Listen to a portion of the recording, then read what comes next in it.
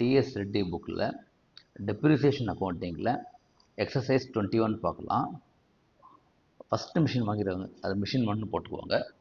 இந்த அடுத்த மிஷின் 2ன்னு போட்டுக்குவாங்க. ஓகே, மிஷின் 1க்கு டெப்ரிசியேஷன் ஃபுல் இயர், ஏன்னா bought on 1st January. Okay, ஆனால் machine 2 bought on 30th of June, அதனால் 6/12 தான் 1. ஓகே, அதாவது 6 monthsக்கு தான். Okay, so balance carried down போட்டுவாங்க. இப்போ செகண்ட் இயரில் தான் மிஷின் 2 சோல்டு, அதனால் M2ன்னு போட்டுவாங்க. இதுதான் முக்கியம். அப்போ M2க்கு depreciation until 30th of June, that means 6 monthsக்கு. ஓகே, 950 வரும். So what is the profit or loss on sale? அதாவது 20 minus 1000, 19,000 is the book value, minus 15,000 cash received, minus 950 depreciation for 6 months.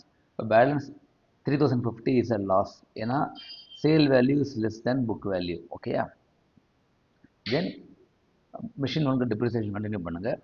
36,000 into 10%. So balance carried down 32,400 வரும். Okay, thank you.